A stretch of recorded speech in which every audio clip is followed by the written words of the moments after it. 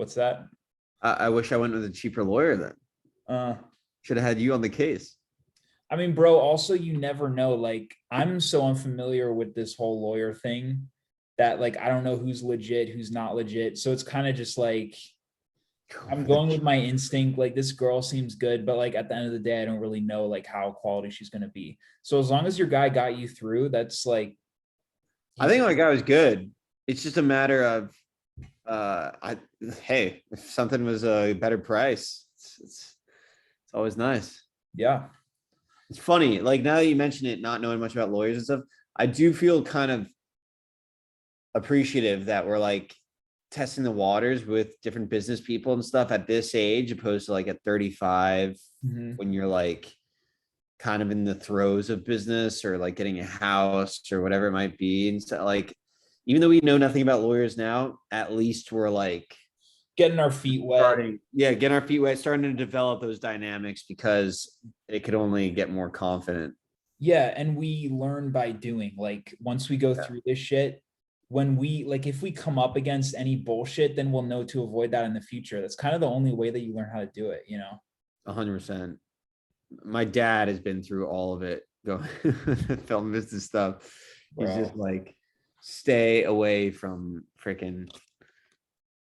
He didn't say stay away from lawyers, but just like, I don't know, always Is cover he jaded at this point, or does he still have a pretty good attitude about all of it?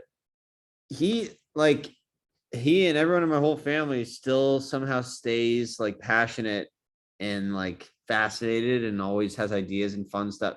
No, they stay pretty like they have a short memory about everything, the bad stuff. They come back quick. But he's just very, so intensely cautious now because you can't go very long in Hollywood without getting stabbed in the back, I think. For sure, dude. But that being said, that's dope. So what'd you do with the lawyer? She basically asked for evidence to my, do I have a website? I had submitted that in like a previous one. So I'm asking her like And what else do so I need to real add to quick, the website? the purpose of it is that you're trademarking your title of your production company, right? Exactly, the title and like the symbol. So like you know that like I don't know if you've seen any of my videos, but I always have this intro Yeah. segment in the beginning that's like 10 seconds or whatever. And it's like a very visual image of like a sign that says Burnt Mill Road that I want to be associated with the company. Yeah. So I feel like I really kind of just needed the LLC, but I think a trademark doesn't hurt. Yeah. It's good Having for more you that protections. you double down. Yeah, got to. On that similar business note, I just got printed today our business plans for Valley Mentality. Oh, look how legit that looks. Thank you. I imagine this is backwards probably in the I don't know if it's any way to twist it around or whatever, but yeah, dude, we got it's a short business plan. Some of them could be like 50 pages, 60 pages, but Yeah. like we got, photos, we got the executive summary, we got what it's all about. And like I mean, we went over this last time too. Like I provided all the writing, the pictures, the logos and stuff. But dude, this guy came up with all the numbers for it. Like, Fuck, that's what you need. it's what you need. And I didn't know how to come up with that stuff. It's where we fit in the market compared to other clothing companies. Right. So he's got like comp clothing companies that you're putting it up against. Yeah, we had to come up with that stuff. Or actually, he came up with like the numbers for instance, like Farfetch, ASOS, Amazon, Uniqlo, Zara, all that stuff. And then we just came up with like immediate competitors with us that are like related to Valley. Yeah. Embracing the Valley and stuff. And then, we have companies that we like want to aspire to be kind of like a lifestyle company like Mad Happy and stuff like that. It's funny how similar that process is to what I'm doing with Making a film. movie. Yeah. Very similar. Any LLC, right? Corp, like any company that you're putting Yeah. together. We got the about our management team. Yeah, dude, I have a page with that. Yeah. It's all the same. You're just trying to get people to invest in your little shindig, what you got going on. I think it's just making it seem like as legit as possible, making sure that you have all the factual numbers. Like there's a big difference, at least on the film side, there's a huge difference between saying like, I've got this like funny comedy that has like really good dialogue. Do you want to give me 50K? As opposed to like, you can expect after 6 months to get this percentage on the back end. You know, we have an experienced team and all this kind of shit. So it's just about like presenting it in a way where you're like, this is a legit thing. Here are the hard numbers. We're serious about this, as opposed to like writing a script and wanting people to give us funds. It's no small feat.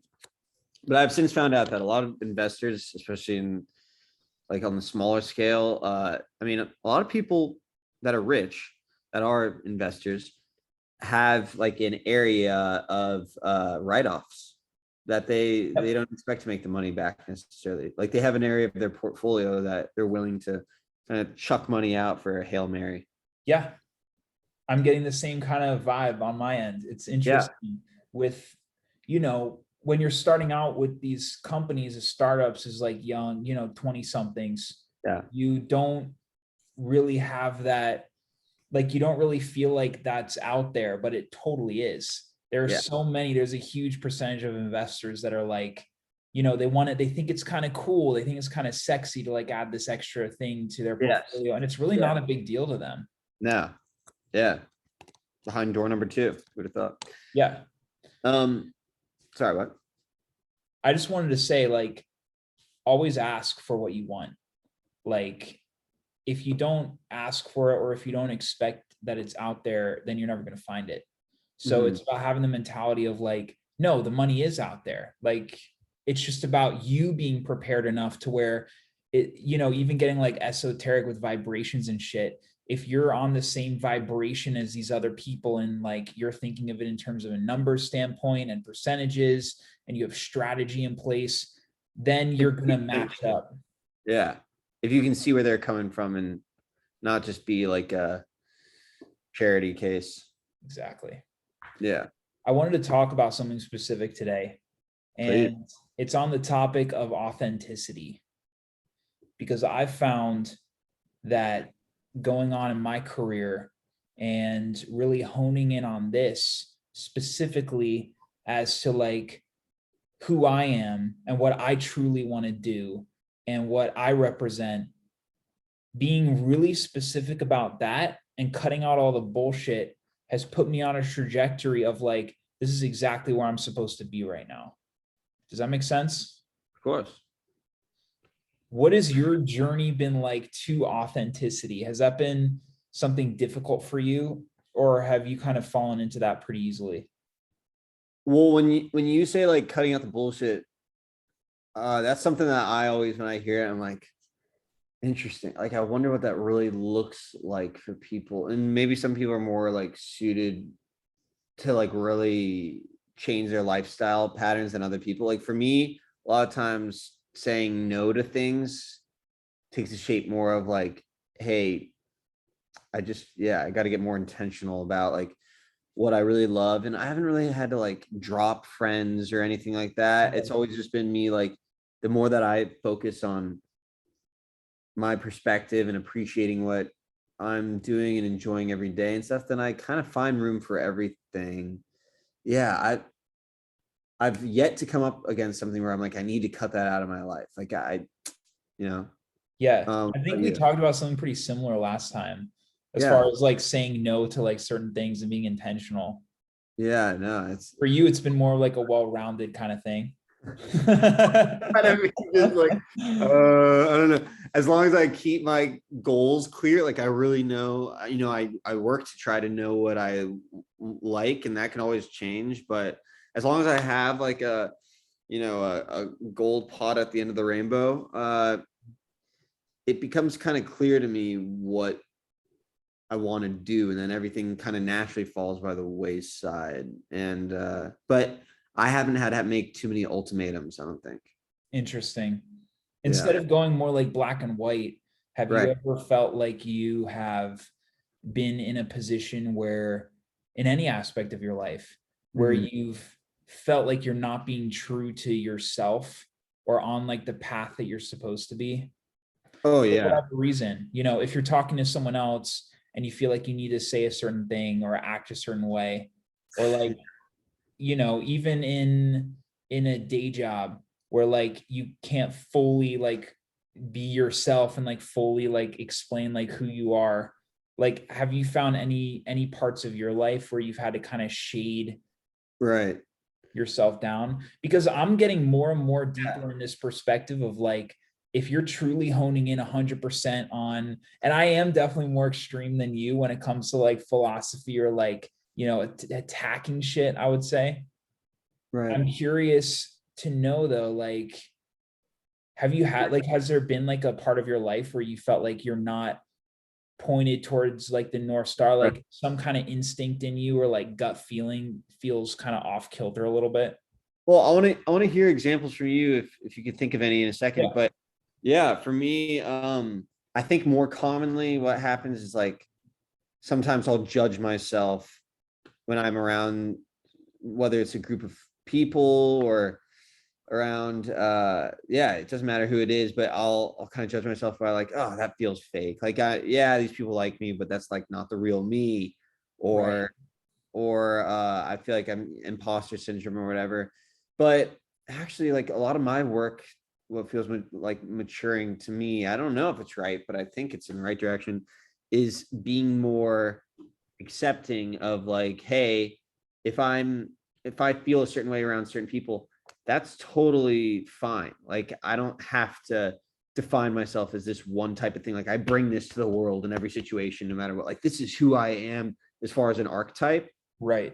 Yeah, and I'm not even sure if that's exactly what you were pinpointing, but like I definitely like as a, and that used to be actually a big thing when I was like in high school. I would kind of judge myself much harsher on that.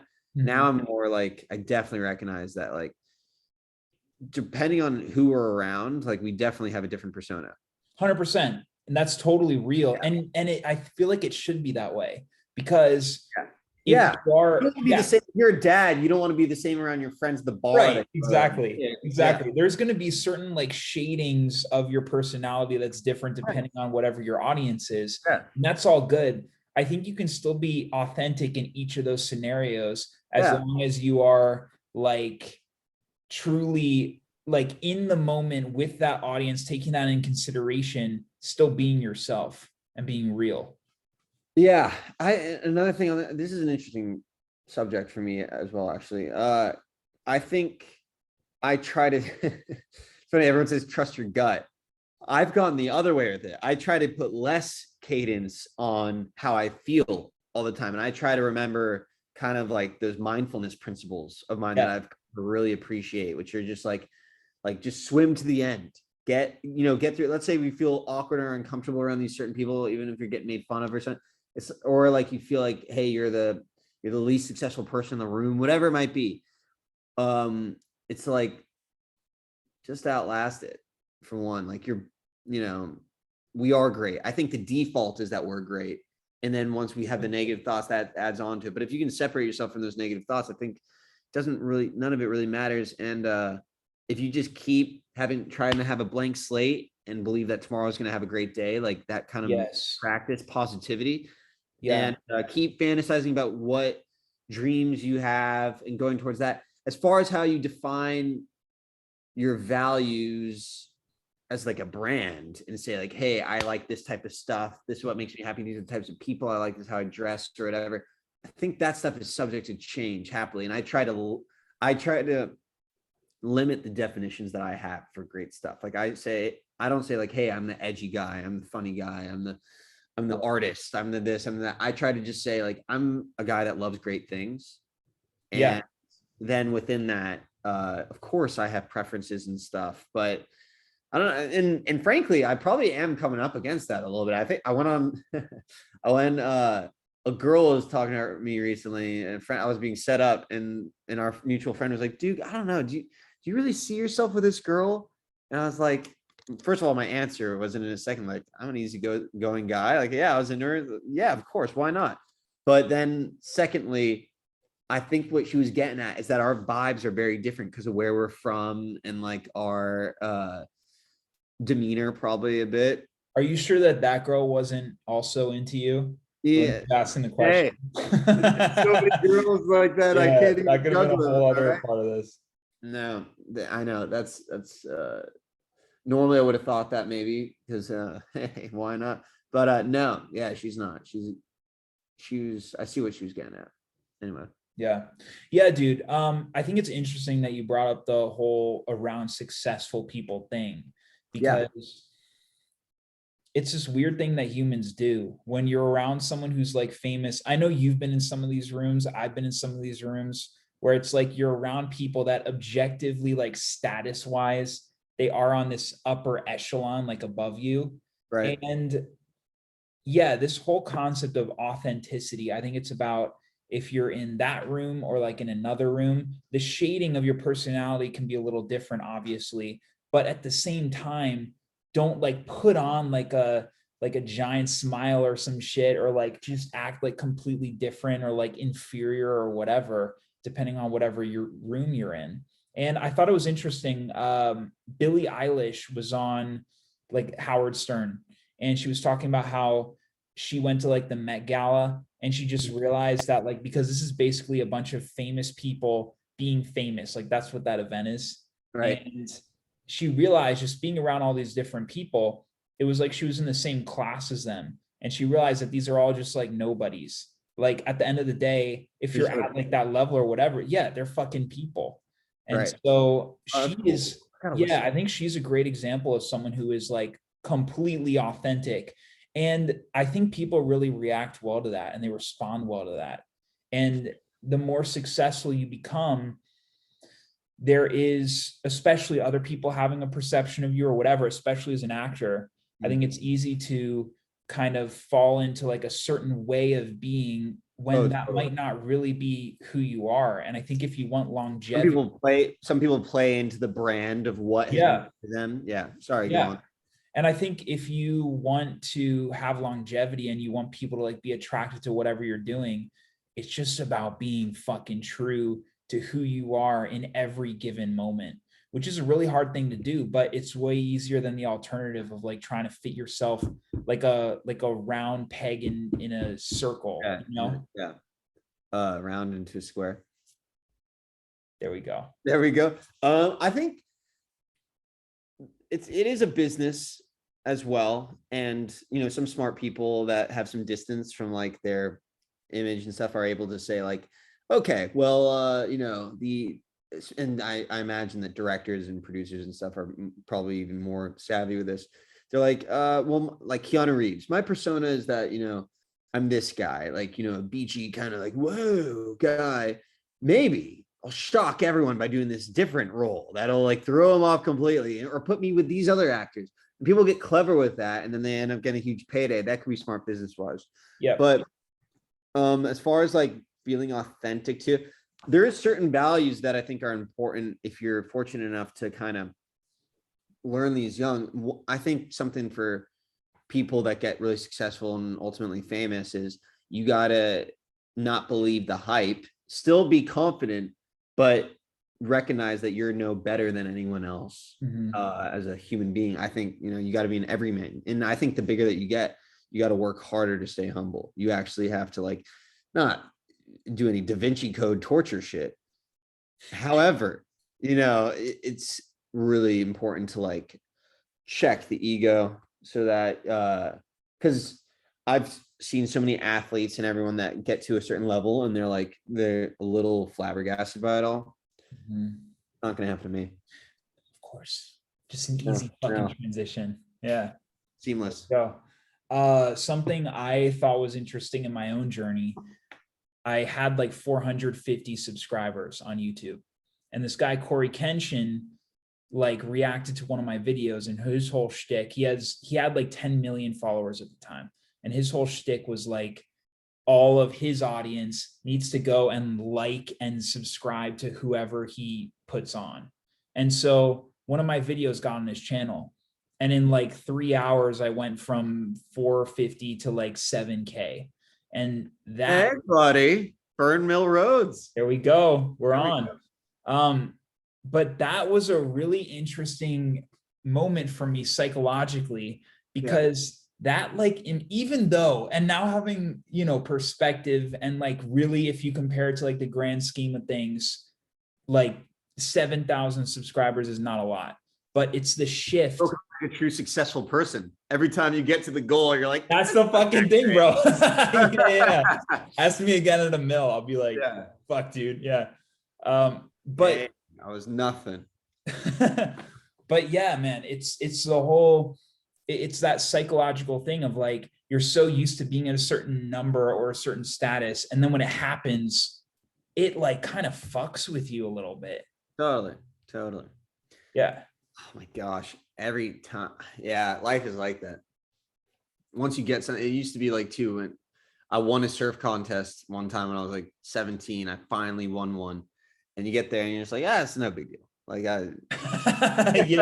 Yeah. It's like, crazy how humans get so used to like a new situation so yeah. quick. It Mhm. takes them like a whole moment to like adjust. But once you're adjusted, you're like, this is like how it's always been.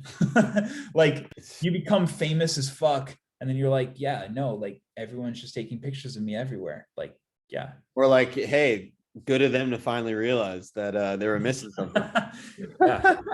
But yeah, that, and I bet the standards become crazier when the more successful you get, because then too, a lot of times like you'll get one hit and then you'll go back to kind of where you were and you're like, oh my gosh, but I've been exposed to this. Yeah. Yeah. And that's the hardest part, like mentally, is toggling back and forth between those two extremes, because it does feel extreme. And you are only as good as your last thing, which is an incredible amount of pressure. It is. I mean, we know on the inside that you learn more and that you bring more to the table for sure. And like in show business, you can literally make it at any age. Like it's shocking. You know, even if you there's never time has run out. Right. It's hard to keep up hope with stuff like that. But it's also a microcosm of life in general. I think show business is pretty cutthroat and it forces you to like really be positive and so, and you got to do that in life anyway, no matter who you are. So Yeah. But it's that extra thing of like having a super thick skin. Dude, I've realized after being out here for what, like 4 years or some shit, my skin is like so much thicker than it was when I first started out, just because of how many times you get knocked down a peg and then you have to be like, okay, well, this shit happened. Now let me like get back at it, you know? And that happens so many times over and over and over again, to where eventually you're less fazed by it, which is a good thing. I think it's a good thing. do you have off the top of your head any examples of times that like you kind of had something big happen? You're like, all right, I'm in the clear now. I'm rolling. Things gonna be so smooth, and then you kind of had to go back and like do your day job, and it felt kind of demeaning or something, or what? Dude, I feel like that's like a daily thing. I think Yeah. I'll try to think of a specific example, but it is amazing how you can have one day of like, fuck, like everything's fucking going, and then you're at your day job and like some shit goes wrong and you're like, what? Like I don't even really want to be doing this long term. Or like, kind of feeling. and it makes it like worse being at your day job because you're like, well, now I know I have big things going on the side, but yeah. Or like, yeah, it's just like you said, like things will be rolling and then I'll come back to one of those people that kind of like was excited about something and then they're like over it a second later. Yeah. I think probably the biggest letdowns, which I've also gotten used to, is just getting excited about someone coming onto a project or someone else being involved in your whole thing, but then they kind of dip, or they're less like, they just don't respond to emails and you're like, fuck, you Oh know. my gosh, that happens to me a lot with this TV show. Yeah. Yeah, it's brutal. But I feel like, you know, you just have to be resourceful and realize like there are other people. Like I'm not saying people are expendable, but at a certain level they are. You know, you go through like, Oh, it's a number, baby. Take a number. It's always going to be, people to make things happen in the future. I mean, the great thing is you do find people, like the few people in your life that do stick around and you're like, okay, these are going to be my solid crew. And that's what happens over a course of like a few years. Like I've been with the same composer for like the last 2 years. He's done every fucking short and like every feature that I've done at this point. He's going to be with me for life. Original score for Original scores. Anthony Sabatino, fucking incredible composer, lives in Kentucky now. Don't they all? Don't they all? Don't they all? Yeah. What does he do out in Kentucky? He built a studio in his like basement, and he's just been producing out of there, which again goes along with the idea that like you don't necessarily have to be in LA to do the industry. Well, did he just move out to Kentucky? I mean, he'll to be determined whether you. He's been out there, I think, like a year and a half. And it'll be interesting too to see, you know, obviously he's like around the same age as us. So, you know, we're all kind of figuring it out. Yeah. But I mean, obviously, if I get on, like he's going to come on with me too. Yeah. So, you know, it's just putting, I think a great way, you know, if things start getting slower or if you're like, it's not as productive, I think the answer is just having a lot of irons in the fire. Like you've got like 3 things going on. Yeah. I've got like 3 things going on. And it's Yeah. good for, it's easy for a filmmaker to do because you can be writing, you can be editing, you can be, you know, producing to like make shit happen. For you, you've got like the acting, the writing, you're doing this clothing line too. Yeah. So I think as long as you can have a lot of irons in the fire at the same time, you won't be as like demoralized if some shit hits the fan or someone's a flake. Totally. Trying to get really back in stand-up comedy. No shit. Yeah. And it's just a matter of I have characters that I want to do and I have some material, but I'm just and I have places I can do it to like practice and stuff. But I'm a little trepidatious about like because I'm going to start with like a 5-minute act. And for 5 minutes, I don't know if I want to squeeze characters into that. I mean, the obvious answer is probably just like get up and start doing it again. Totally. And then figure it out from there by like trial and error. Like you just got to do it a lot. Yeah. But part of me, like, I truly do. The reason why I want to do it is because I think it's the best like reason to come up with material. I want to come up with good material. Right. So you're saying you could start with a set and then you could kind of develop that into a show potentially? 100%. Yeah, that's really smart, especially with the more like comedy skit stuff that you do. Yes. I think that'll work well. And the ironic thing is I actually don't like watching stand-up comedy that much, like live. Because I rarely see stuff that's really like that entertaining. When it's really good, I think it can be the best, you know. I love good comedy, but you know what, dude? I kind of feel the same way about watching horror films. Truly, because most of them, unfortunately, are shit. Totally. And you realize that you could do something so much better. And I think that's something interesting too. It's not like you saw, I mean, I don't want to speak for you, but like, it's not like you see stand-up comedy all the time and then are like, oh, wow, I'm inspired by this performance to now do it. For whatever reason, it's like a calling inside of you, which is the same situation for me. Yeah.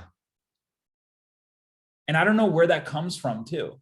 It's just like you're who you are. It's like you're being, you're like, you just feel called and like pulled to do these kinds of things. On that note, I don't see too many actors either where I'm like, oh, that actor seems exactly like me as a person. Like I'm going to go into their career. I don't see that. Like, yeah, I totally, I'm fully accepted that like making it, I'll be like, yeah, I didn't really see too many people that were exactly like my vibe, but which might sound ridiculous to people listening. I'm sure there's so many comparisons you can make, but yeah, I think you just got, if you feel like a calling to express yourself in that way, might as well. Yeah. I think watching like stuff in general, like people are like, oh, like what is the last movie or like show you've watched or whatever. And I really don't like see that much shit. Like I love just like writing stuff or like shooting stuff. It's like the production side of things that I think I'm mostly driven by like my imagination. And that's where I get like all the stories and shit from. And it seems like for you too, like you're getting all this stuff from yourself. Or like, funny enough, like I do watch a lot of TV, but I watch like reality shows. Like I watch like Impractical Jokers, that Yeah. hidden camera show about the guys that like punk each other. Yeah. And then I watch Shark Tank, and I watch, Yeah. and what else? South Park and stuff. Like I watch stuff that like makes me happy because it's entertainment and sports. I watch sports. But like there's some people that are just so tuned in to like all the latest TV shows. I had a phase, especially when I was like starting out auditioning, where I was like, I need to watch network TV because I had zilch experience with the parts that were being written. Right. And I was like, in order to audition for these, I have to like watch it a Yeah. little bit. So I Yeah. would literally go to like at 9 o'clock at night before I went to sleep, I would go to channel 2 and then scroll up to channel 5, channel 7, channel 11, and all the primetime shows would be on, the procedural shows. And I would watch like until the commercial break of Chicago Fire and like FBI and Sophia's show, Magnum PI and stuff. And then you start to see like, okay, how would I fit into that world or whatever? What part would I get cast as on that thing? Do you feel like that genuinely helped you? I do. Yeah. I think you could do it without it probably, but I think even also seeing those shows and being like, once you go up for an audition for one of those, it'd be like, okay, I'm gonna kind of take in what I saw from that, like as far as like a vibe, and bring that into the performance or whatever. Something was good. Yeah. I used to be in a similar mode where like last year, I set out to watch every wide release horror feature from the last decade. So like from 2010 to 2020. And it was like something like, I don't know, 100 films. And that process, it like didn't really do a lot for me. It was like all that it did for me was kind of affirm my confidence in that, like, I can fucking do this. Like I can do this better than a lot of these guys, which I think is important too. Totally. Yeah, you gained even more conviction out of it. Yeah, because when you realize that, you can do it so much better than this other person, then it's not this thing of this unknown of like, wow, all these guys got these like amazing deals. Then you realize you just got to take it upon yourself to actually be putting the shit in motion. I found the thing that's been best for my own education has just been about like shipping out content, like creating a huge volume of stuff on my end. And you get to a certain point. I mean, I got to the point where I had to like force myself to stop making short films. I had another one set up like the top of next year. And I was like, nah, like 2022 features, like it's time to like up to that level at this point. Because once you do like 30 shorts, you're like, you can't really learn. I mean, I'm straight up going through the motions at this point. Like I know exactly like, okay, like here are all the different techniques we could use to like set up like the biggest scare. Here's how we could draw out the suspense, all that shit. I think it's an important learning process, but you also do get to the point where you're like, okay, it's time to fucking put on my big boy pants and just go.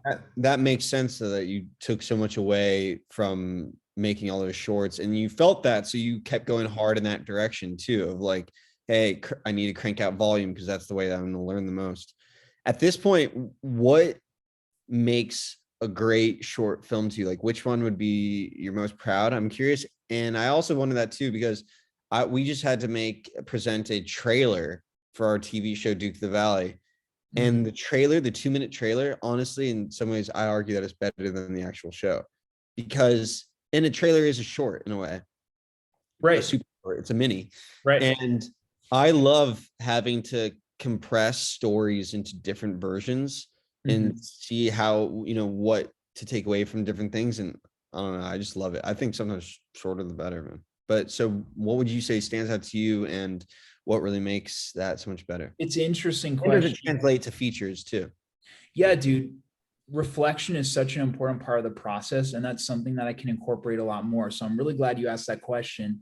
I just shot a short probably like 3 weeks ago called The Fisherman that is still being edited. Love the title. Thanks, bro. That's the thing though. I think The Fisherman is the closest to the exact formula of like what makes the perfect horror short. So we've got the IP that's super strong, the fisherman. The look is super specific and strong and scary.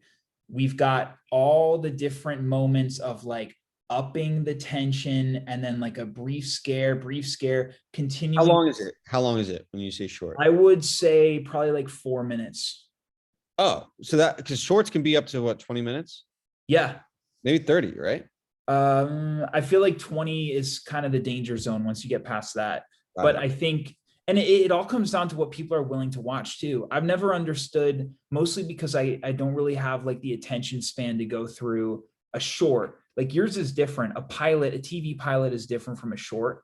A Totally. true short, like if it's 20 minutes, I don't usually sit through the whole thing, which I found is true for most people. And so when it comes to like horror shorts and the ones that I find it's true for a pilot too. Got to make it shorter. Yeah. but I mean, when it comes to like what makes the perfect short, I found that like 3 to 5 minute mark is kind of the sweet spot. Great to know. I think, Yeah. with our thing, we made it 2 minutes and I'm like, oh, sweet. People will actually get the whole idea without like bullshitting. I think a lot of executives and stuff aren't going to sit through a whole pilot because they just can't. It doesn't matter if it's, the God's gift to the world. Right. Executives, especially if you're looking to go down that route, then 100%. But I would say, and also, bro, that trailer is fucking dope. I've told you it, like the pacing of that and how engaged you are through it is really cool.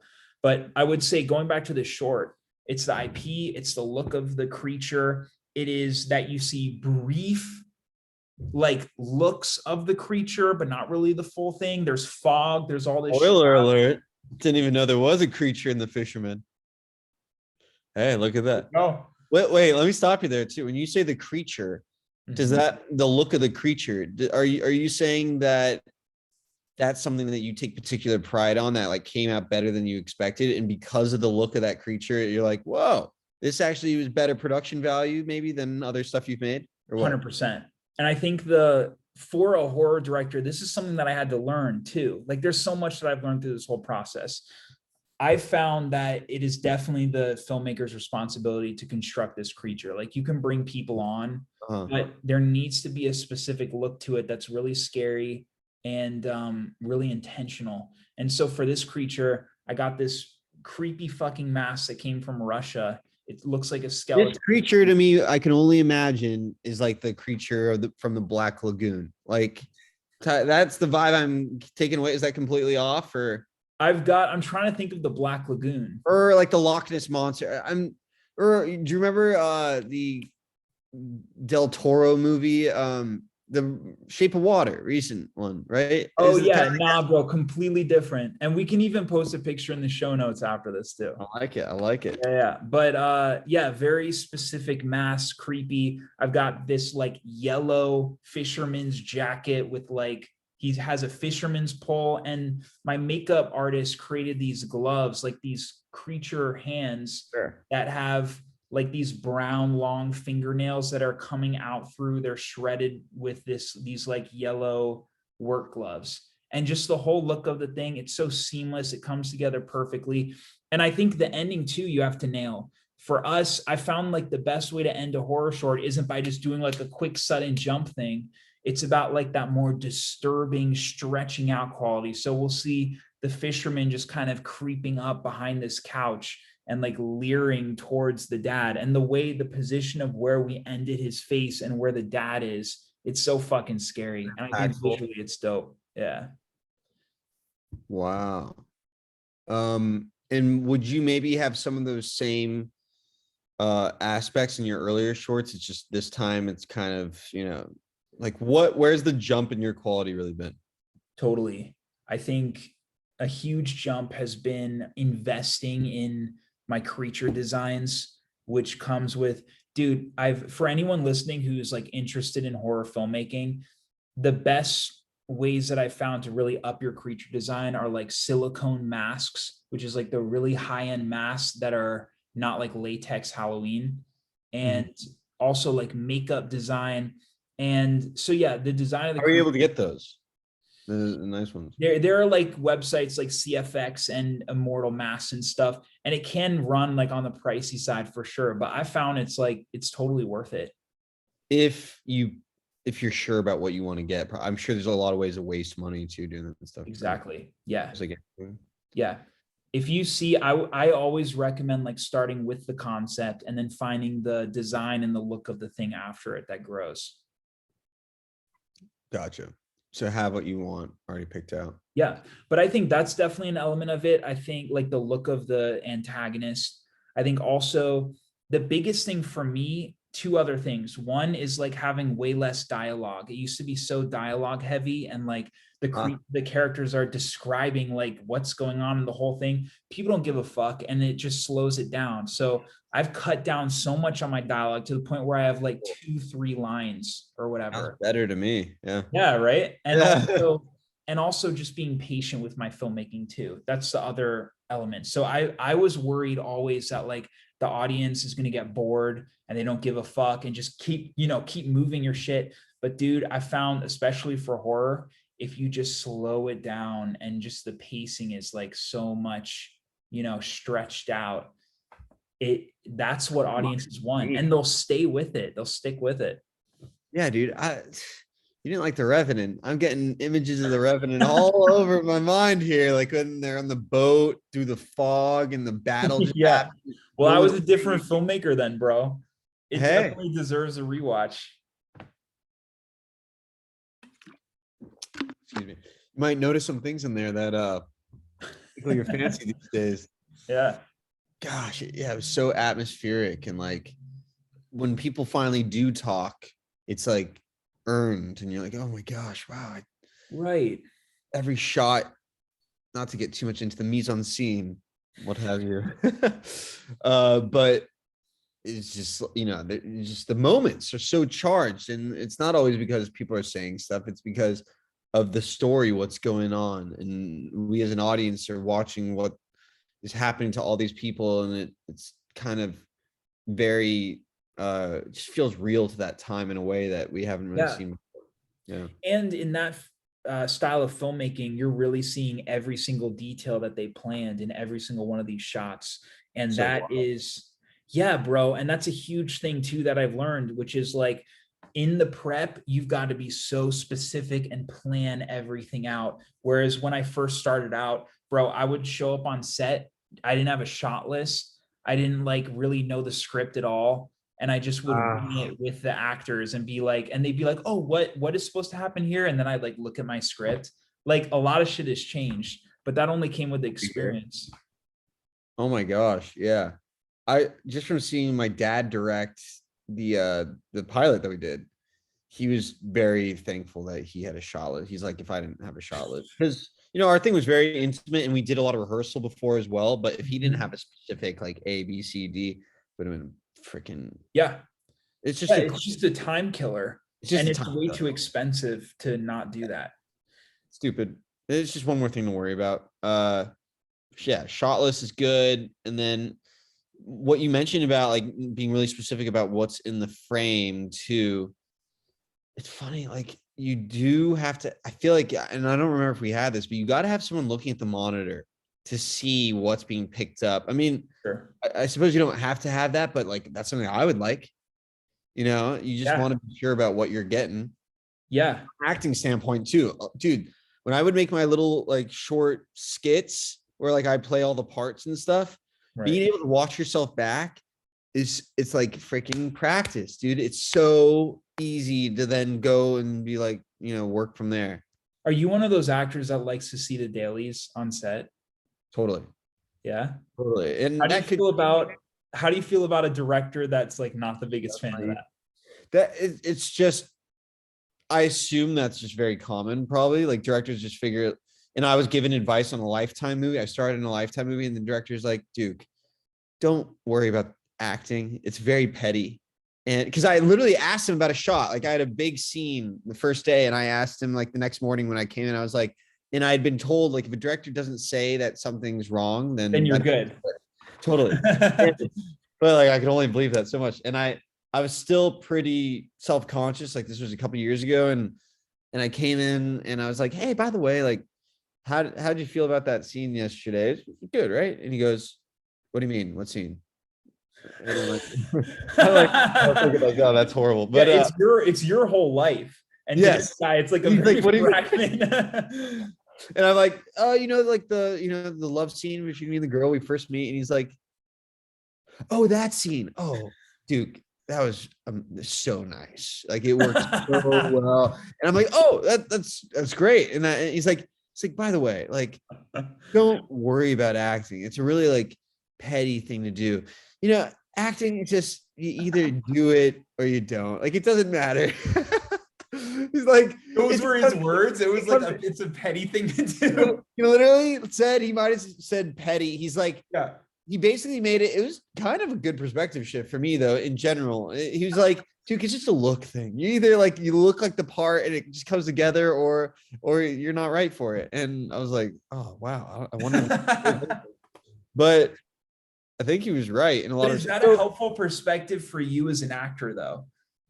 Because it is true, and that's how I feel about it. But Totally. I'm curious as to like you going through your process.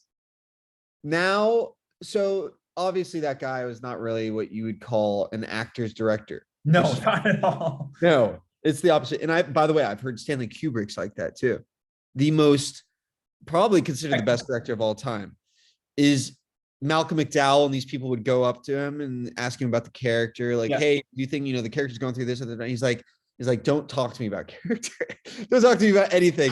Like, he doesn't give a fuck. And that's the best director of all time. But so with that said, on the other hand, my dad, when we were doing this thing, we were going for very specific comedy, and we had a very specific vision from the script, and it's not atmospheric. It's not any of this. It's very clear what we're going for. We're telling the story, and my dad would like have me do it so many different ways. Like we would have to be very clear on what we were going for. But he didn't have to do that much different type of stuff, because if the actors got it in the audition, if they got the vision, then we knew they could do it on the day of, and then we just rehearsed and did the same stuff, and they were all super talented. So that was it. So if a director, like you said, is like fuck you, actor, you're not seeing any of this, I'm not telling you anything, and that means that you're doing great, that's fine with me too, because it's my job at this point to be able to just bring it. But I know I will probably get better, because I'm not like a self-conscious artist at this point. I'm like, really, if I see the dailies, I will genuinely be able to, I'm more of a technician in that way. Wow. I will know how to get deeper into the story, how to present it in a more clear way, or I'll just know what I'm working with. It's just easier, I think. It's a really evolved perspective. Thank you. I've been taught well that lately, and you kind of get like that from doing so many self tapes too. You figure out like, oh, how can I make the most out of like filming this audition in my room? Oh, wait, I can watch it.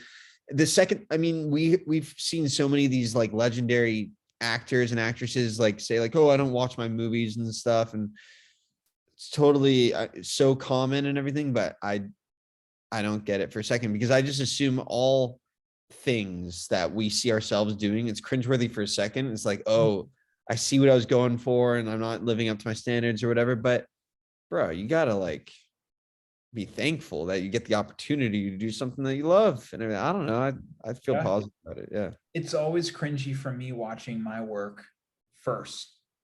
Yeah, when I then improve the edit and I watch it a few more times, first draft of everything sucks though. First draft of everything sucks. And you hear that from everyone, like even at the highest levels. It's always Sunny in Philadelphia, guys. Your heart. Mm-hmm. Yeah, it's amazing how much the edit. This trailer, first draft of this trailer, dude, for the show. My dad brought me the first draft of it, and I was literally like, I'll give up everything. Yeah, literally. You think you're like exempt from this, like especially we're doing something like with a family member, and it's like super easy and fun. We know exactly what we want, but the first draft, you're just like, Dad, I don't know if I can work with you. Like, clearly you directed this in a way that like they didn't get the editor didn't get the vision. Like it can't be like this. We're screwed. Now it's different. Now a couple drafts later, and it's exactly what we would want. Yeah, it's hilarious. It is. For me as a director, I'm definitely more of an actor's director because it's my background and because it is my expertise and I understand it and I'm able to talk to actors. Yeah, you felt like that when I was on the movie with you for sure. You were able to like really work on stuff, and we came up with ideas and stuff. Yeah. Yeah, which is dope. I will say that it's way easier on set if an actor is like, if they don't need that extra like coaxing or whatever, going through the motions and stuff. I can always talk with them and like get them to whatever place they need to be.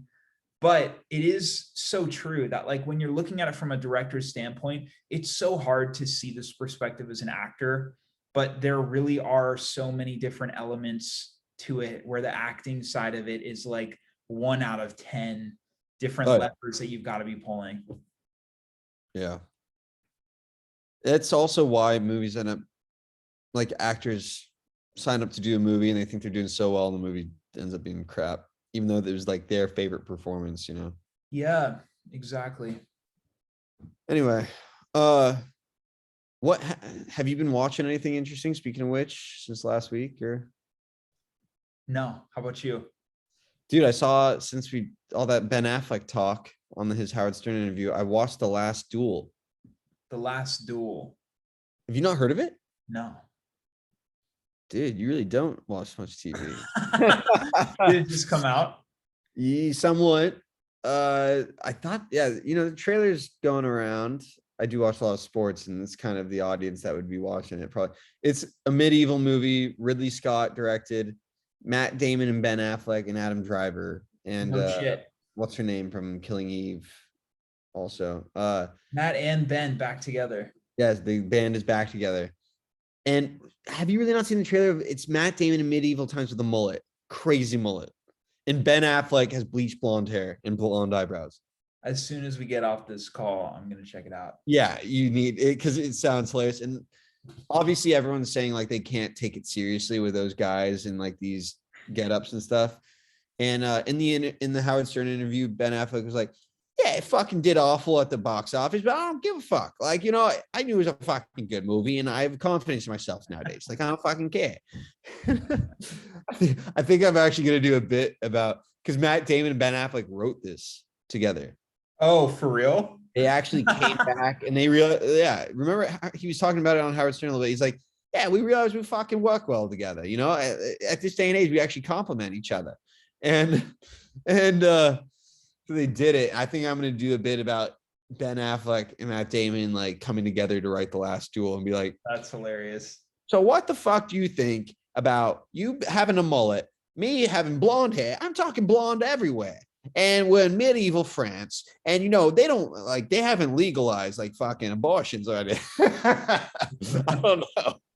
But I just love doing a Ben Affleck impression. Like he graduated Boston. And you get the fucking Red Sox in there. Like, who even gives a fuck? Like, they're right there. I thought it was pretty fucking good. Half of you had.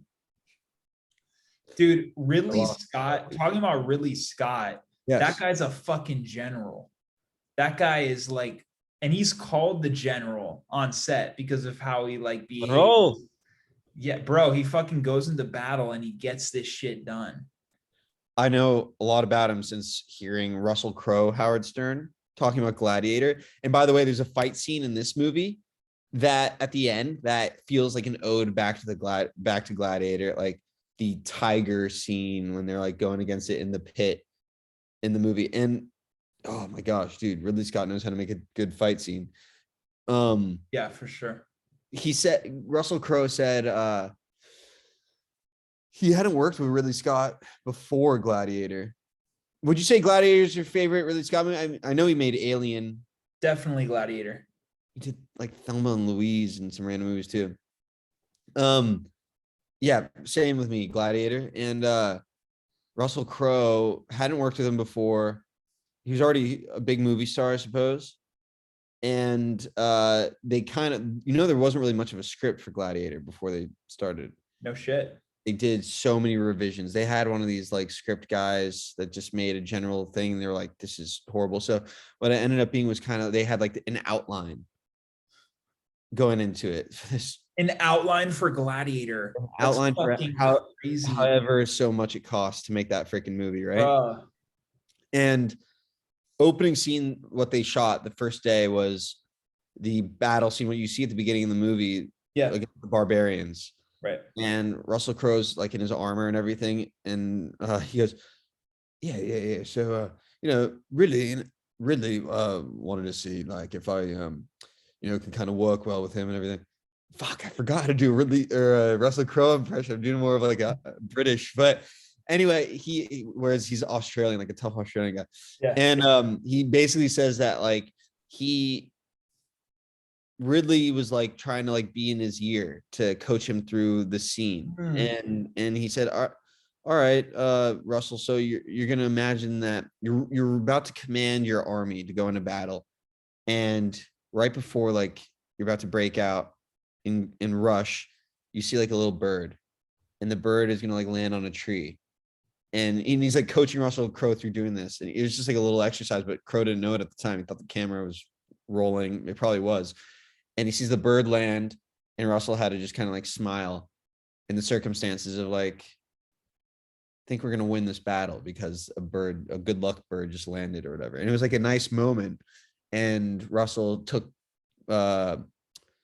really took Russell's side and said, all right, I know we could do this whole movie together now because you were just able to like be easy to direct for a second. Like I guess it's that simple.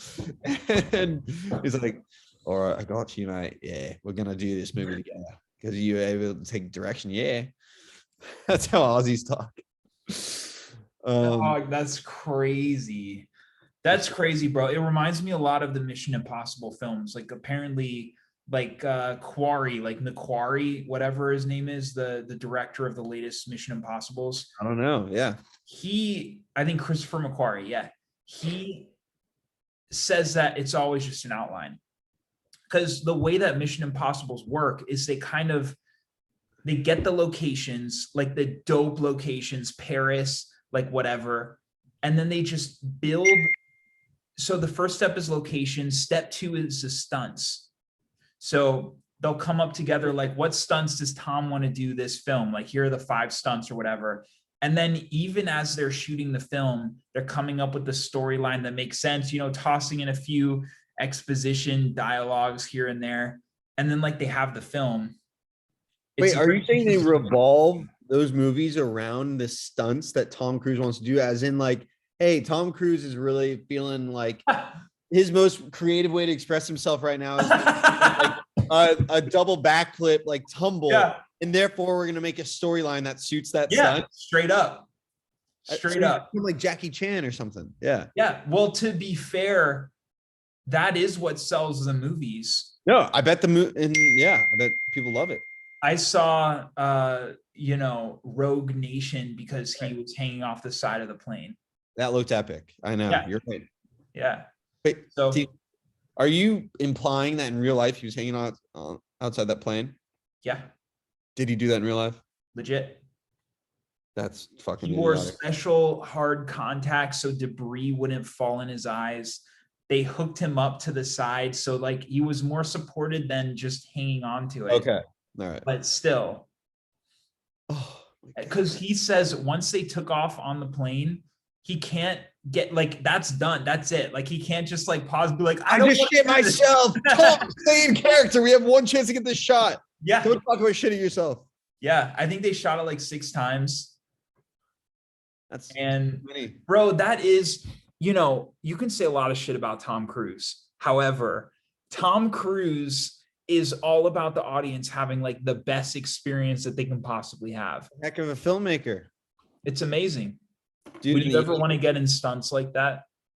No, no chance.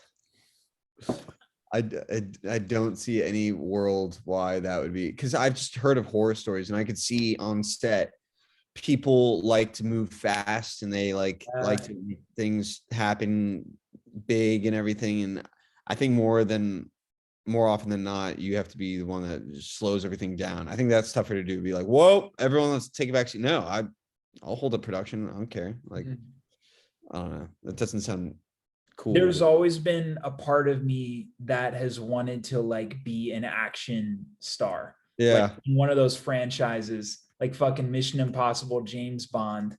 But the risk, I think, does outweigh the reward. Yeah, it depends what type of person you are. Tom Cruise also like doesn't he fly planes and stuff? Or is that John Travolta? Probably both. Maybe both, but definitely Cruise. Tom Cruise for me, like the things that I liked him more in were in the 80s. He did those movies, Jerry Maguire, Yeah, you know. that's Yeah, my dad's favorite movie. I was love forced to I watch love it. that. Yeah. Dad's favorite movies everywhere. Yeah. For my dad, it's right up there too. Dude, that movie, it's just like, first of all, Cameron Crowe was the director, Right. who also did Almost Famous. And he wrote Fast Times at Richmond High. Can you hear that my texts are going off? Yeah. Oh, that's fun. Yeah. How did that Is it your laptop? Yeah. Oh man, it's so Man, good. these are problems we're gonna be figuring out as we go along. Oh Like yeah. we're talking about like eating shit. That's the only way you learn. Just try on air. Yeah. Try on air. Oh yeah. So anyway, last thing on Jerry Maguire. A movie about a guy who has everything going for him in his career and he gets there, but then he has this ultimatum that he is basically sacrificing his clients, as athletes. He's like not really taking real pride in them. They're getting injured left and right. And he's feels like he's in a blood sport, just using them as a number. And he had these damn texts, man. Anyway. You're just describing Jerry Maguire. Yeah, I wanted to just say the log line in Jerry Maguire, Dude, that was a great first half of one. I was really in it. Right. Good God. Okay. Bear with me for a second. Bro, someone really wants your attention. Dude, it's a group text. Oh fuck. God, I know. That's no, you deal with that. I'll keep this going. yes, thank you. There's no chance that you know how to turn off the volume on text on the computer, dude. Are you able to just disable the app? Altogether. This will be fun for our listeners. This is how you disable your text from your laptop. Yeah, walk them through that. Yeah, I think if you just like remove the app from your computer, you should be good. But yeah, Jerry Maguire, it's interesting you bring up those films. So you feel like you like that phase of Tom Cruise's career more than I do. The Color of Money, which is Martin Scorsese movie. Yeah. So that kind of shows the stuff that you're more attracted to doing too for yourself. Like these more like character driven kind of narratives. Easy to say. I mean, who wouldn't be? But I like, as far as doing Mission Impossible, I mean, yeah, those are the biggest movies in the world right now. So like, why wouldn't I want to do those too? I gotta say, the most incredible filming sequence that I've ever seen in my entire fucking life was that opening sequence in Spectre. The movie itself wasn't the best, but that first scene when they're in Mexico City and it's the one tracking shot. Do you know what I'm talking about? Of course, they made such a big deal out of it. I didn't love it as much as most people, but please that one shot. Yeah. Oh, interesting. When it literally opened the movie, right? And you come in and you see Bond like on the run or just like on the walk, really. On the walk. It's yes. The walk, bro. It's the fucking walk. And the way they shift different perspectives, the way that the different visual elements in that frame draw your attention and how fucking seamless it is. Bro, I truly feel like the dream is like as a filmmaker is to really lean into those one take shots because the way that they pull the viewer in is like completely different from just a traditional cutting between different angles. What director was that? Do you know? For Spectre? Was it okay as well? I'll get that. But dude, I mean, I think, yeah, Sam Mendes, of course. No kidding. Yeah, 1970. He's always pushing the envelope. With that one shotter. Yeah, bro. Sure. 1917, I loved. Gosh. I loved Birdman, the way that they hid the cuts. So it felt like the whole thing was just a one shot. Yeah. It's like the thing in Birdman that's similar to that opening shot in Spectre is like Birdman, you see him coming out the stage door. He's like in his underwear. It's a totally empty street. We pull out and we see him in this really crowded street. Yeah. And then he, with all like the fucking instruments and shit, and then he just walks into the stage and we see him go up in the performance. I think it's having that variety, that variety in one shot that's so fucking captivating. That's so interesting that you mentioned that, because the Mexico City stuff with James Bond, I confess I didn't find all of that interesting. The stuff that was like changing, we didn't even know what we were seeing yet. We didn't even know, like, Bond was like walking up these stairs in like a little motel and went in and did this thing. It was cool, I thought. But for instance, in Birdman, like you just mentioned, going out into Times Square, going into this little playhouse, going from his underwear into the scene, like it was all so interesting, I thought. Yeah, it's definitely more varied for sure. It's more varied. And then what was the other reference you made too? I think that was it. Revenant, they did the same thing. In Revenant, like with the bear scene too, of like, you know, he's like doing something and then it goes from 0 to 100 so quickly. And Right. The bear starts attacking him. And it's like, what? Like, this felt like it lent itself to it. And it made you feel like you were there. So I thought it worked. Goodfellas, when they take the cam right behind the main character and his girlfriend down the hall to the Copacabana when they're having their first date, and it follows them, and the scene is constantly changing every time they go around the corner, and it makes you feel so viscerally like you're in this place, which it doesn't sound that impactful now that I mention it like that. Like, I don't know why Mexico City wouldn't have the same effect for me, but no, I mean, I see what you mean.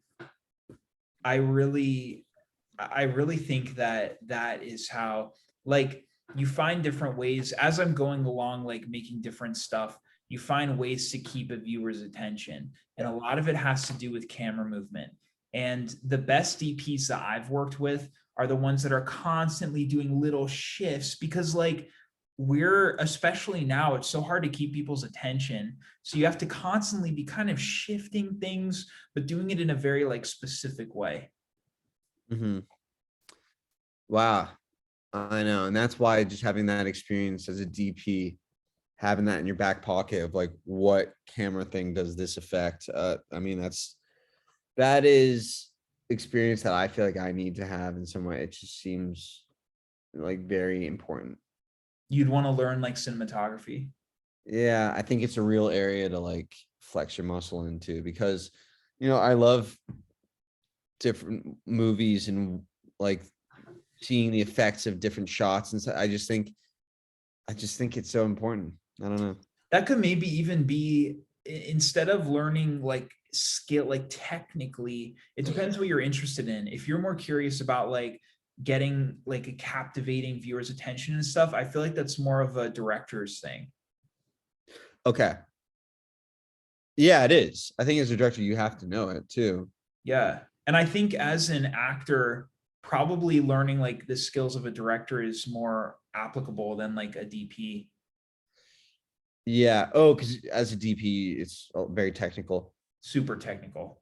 Like so technical that it's above my head. Like I can't even, all I know at this point, which is really all that I do need to know, is like, this is the frame that I want, this is the movement, whatever. And then they translate it into like specifically how the aperture changes and all this technical shit that I'm like, I can't. But maybe your brain works like that. Mine just doesn't. For a second, we thought we were making a documentary, and I'm still going to at some point, but and I was gonna get a camera, and I started learning about aperture and shutter speed and all that. And I wanted to geek out hard on it and get good. Yeah.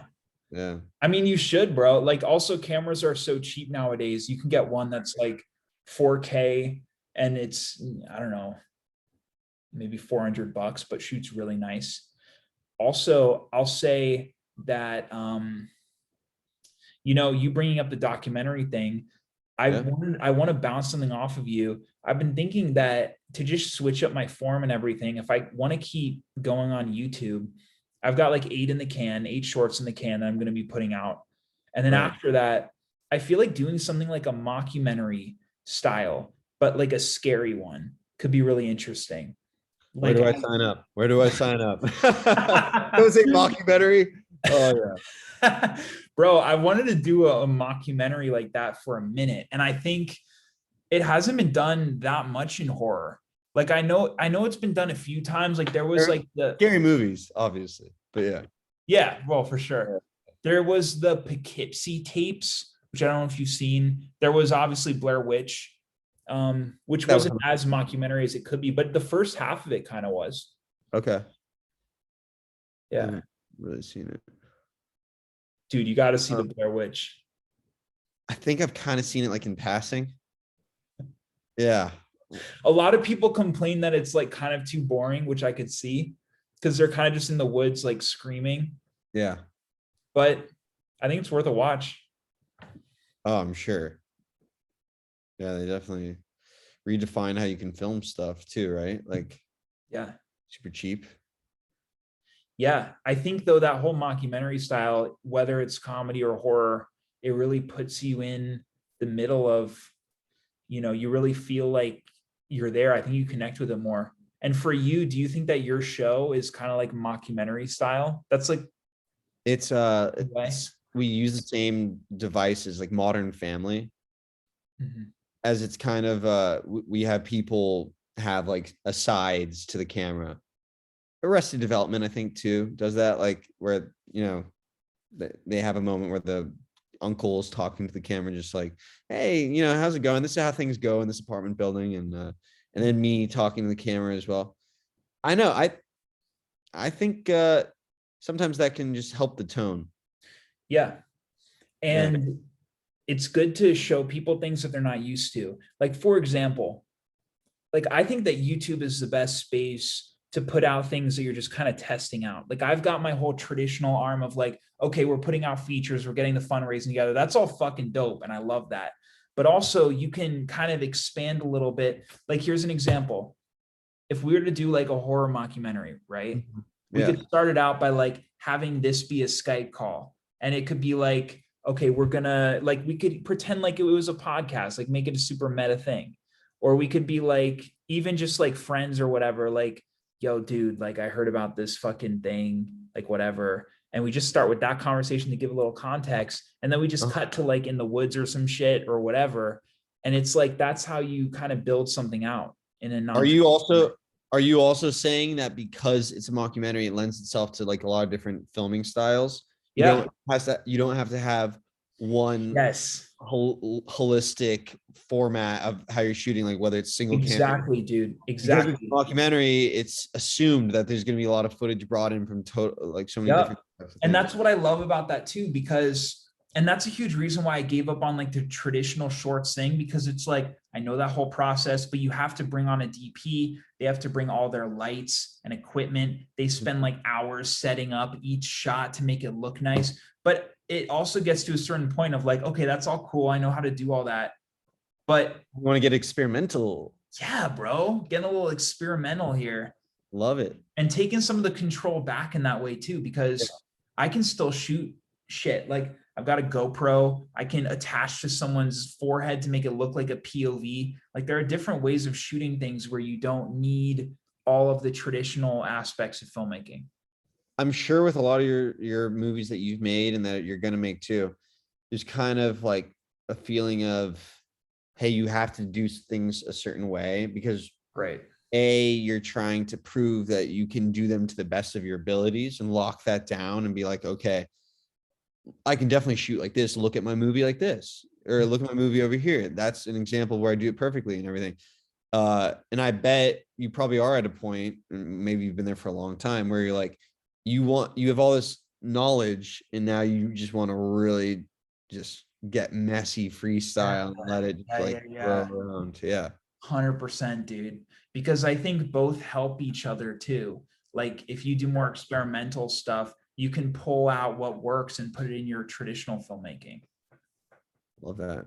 Dude, that would be so fun. Yeah, we should, any ideas? Yeah, actually. And it's so funny too. If I start pitching on this thing now, And Yeah. then this is like a part of the podcast. We bring it in every once in a while, whatever. People like can that. see in real time the progression of like, here's a fucking idea, and then this is Yeah. how you slowly build it out. Dude, they're kind of doing that in the Entourage podcast a little bit Oh unintentionally. yeah, are they trying to start like other projects? Yeah, Doug Allen, the creator of Entourage, obviously he has this podcast with Kevin Dillon and Kevin Connolly.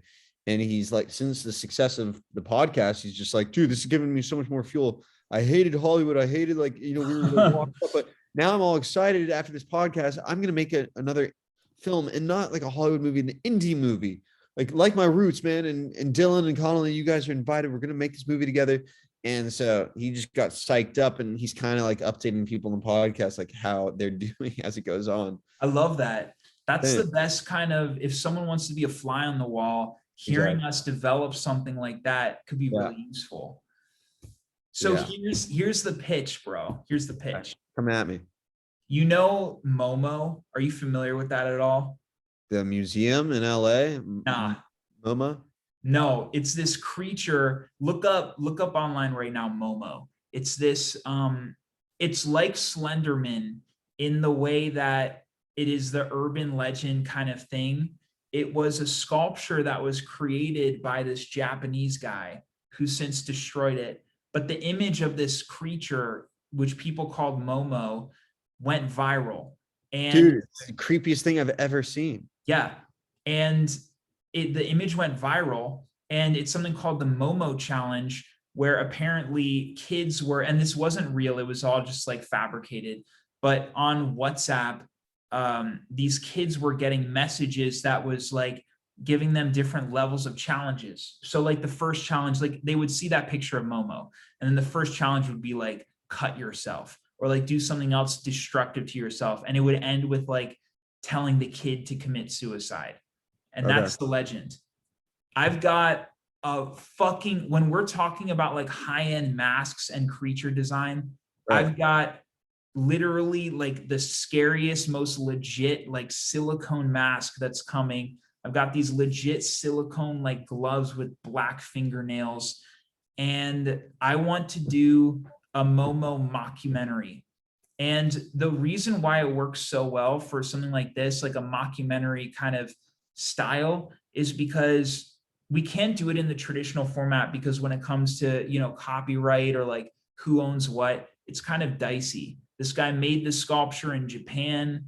I think this one production company like picked up the rights 5 years ago, but just hasn't done anything with it. So to avoid all that legal shit, why not make something, an IP that people really recognize and put it out there?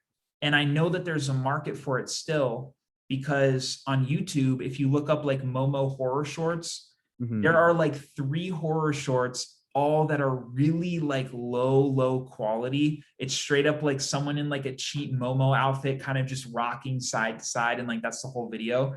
Bro, they've got like 30 million, 10 million, like a million views for each of these videos, only because people are looking it up and they're really interested in it. So I Wait, think there's a lot of potential. I'm sorry. And you're saying that because of the IP, we would do something that is slightly different than MoMA, but obviously is taken from the same cloth, or you're saying still just do it like MoMA and it doesn't matter? I think that we can do both. I think the safer route is probably doing something a little Different. off axis, Yeah. that's a storyline that's super easy to create. This guy could have, in the woods or whatever, could have found, or like in a secluded house, knows that the image of Momo scares them and like wears this mask and is like a serial killer. Like that's an option. You That's know? close enough to like, well, first of all, my question is that far enough away where you won't get in trouble? And then secondly, it's not as if that's like the most unique thing, that like The Grudge was like that, sort of, right? The Grudge was a different thing in that, like, are you saying it's similar? I guess in the look, not the idea, but the Look of it. look. Yeah. Or I'm not saying to your idea. I'm saying to like to the MoMA thing. I would say the look is similar because it also comes from Japan, but I would argue that like there are certain things about The Grudge that worked. That's why it was so scary. And so this thing is different from The Grudge, and everyone knows it as Momo, so they wouldn't confuse it with something like The Grudge. And also the reason why it's so scary is because like the elements from something like The Grudge are also present in this creature. Totally. So you're saying we could potentially make something that's like from the same folklore as MoMA, call it something different, probably, and we'd be fine. Would we still get the same popularity though of people looking up MoMA and stuff if we had to do something different? Is a question. I think we'd call it like Momo, or call it, you know, and then we would have like the clip thing be like the image be Momo. And that's all we need. And then people will be invested in it. Like they understand the IP. And even if it is a little off axis, they would still be into it. And would we not get sued? Well, here's the thing. Probably not for YouTube video. That's the thing, because I would never do something like this for like a legit traditional thing, because we probably would get sued. Unless you had the rights, like Scary Movie obviously had something worked out Yeah. with Scream and stuff. Right. But what's the worst thing that can happen? Like the video gets taken down. Right. Yeah, all right, I'm on board. So now we just have to reenact the come up with some material for what's the best way that people can like try to survive this Momo. And you're going off the story of like the legend, like that you get sent the texts of it and the things that would happen. Yeah. And I think what's scarier than like there actually being a creature is like if there's some creep guy that like dresses up in this Momo costume and he's WhatsApping kids, like that's fucking creepy, you know? Dude, they show up at a location. Like I'm thinking Momo could send coordinates to a location, the kids show up, and then it's just this creep man who's like dressed up as Momo. Totally. I mean, that's a start. If it's a mockumentary, if we could, it depends on the tone we want to end up with, but we could go super funny too. It only comes just because my own like tone is like basically strictly horror. Yeah. If that's something you'd be down for, which also I know like too, your usual vibe is doing more like comedy stuff. I suppose. Well, also like mockumentary, you know, I just instantly think something like The Naked Gun or Scream or a Scary Movie. Yeah. Right. Like an opportunity to take a scary movie and be like, what if there was like, yeah, some like creep dressed in the Momo thing and the kids are like doing it or whatever, but I don't know. Totally, bro. That's like definitely a version of mockumentary, but there's stuff like Poughkeepsie tapes and shit that's like, you know, found footagey. I guess mockumentary might not be the right term. I think it's more like kind of fucking with like traditional, you know, filmmaking. The origin material, and then just doing your own thing. Yeah. Yeah. But I think also if you were down and we end up going further with this, I think if we were to both find a way like narratively for both of us to act in it too, I think that's really interesting. I love that. Maybe yeah, we really should get on a storyline. I'll start tomorrow. Yeah. And even dude, we can like build out stuff here on the pod too, you know? Definitely. Have our 10 minutes of brainstorming that the world can witness. Yeah, I like that too. It's an interesting take on the pod, like for the future, if we make it a little more practical and like doing like this complementary project. Yes. It'd be interesting. You ever heard of Tusk, that Kevin Smith movie? Yeah, I think so. Dude, highly recommend. It's basically like the Human Centipede, but like more like cuddly. Like it's this serial killer who like turns people into a walrus by like breaking off their leg and like attaching the femur bones like into their face. Yeah, great fucking film. But yeah, he had a podcast And he like pitched the idea, like, I just had this idea for a horror movie. He was like, by the way, like copyright whatever his production company is, because like I feel like I'm definitely gonna make this. And then he made it, and it's like one of the best horror films out there. When was that? I think like 2017-ish. That was like right around when Human Centipede came out too, wasn't it? I think Centipede it's was a like few years before. after. If I remember, I remember people like kids talking about Human Centipede in high school, Right. senior yearish. Did you ever see that film? Yeah, I did. Regrettably. Yes, unfortunately. It was pretty disturbing. But also the South Park parody of it was so funny. Did you see that? Bro, no, I need to check that out. They did an episode called the Human Centipede, and Kyle, like, because they're spoofing Apple as well, like how when you do these signing agreements for anything that like no one really reads the agreements, they just because you want to just get them done. So Apple randomly has in their agreement that when you sign yes to like your Apple terms, you're actually signing away the opportunity for Apple to use your body and set you up as a centipede in order for them to do experiments on you.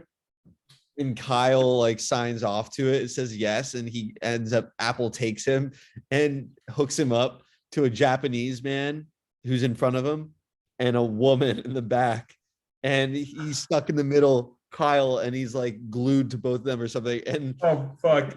the Japanese man is the funniest moment of all time. And he's like, I'm so sorry. I'm so hungry. I need to eat. Should I eat the cuttlefish asparagus or the vanilla pesto? And Kyle's just like, vanilla paste. Like, what do you say? The cuttlefish asparagus? Like, vanilla paste, vanilla paste. All right. Cuttlefish asparagus. And as soon as he eats it, he's like, oh no, cuttlefish not going down well. Getting out. Oh, cuttlefish comes out the asshole. And Kyle's just like, ah. Yeah. Bro, that's fucking hilarious. You gotta watch it like tonight. Oh my god. Yeah. It's inspired me to rewatch Human Centipede too. I'll watch the South Park version. You can watch the legit one. Yeah. Ever seen When a Stranger Calls? Yeah. That was pretty spooky, wasn't it? Brandon? Mhm. That's the one, like the babysitter, right? And Yeah. it's someone, yeah. They made like, I think I've only seen the remake, which was like the most recent version. It was really dope. Yeah, you're right. There's older versions too. I thought the remake was dope. And it's so simple too. I think Yeah. the best horror is usually like the simplest concept. You're in a house, someone is upstairs.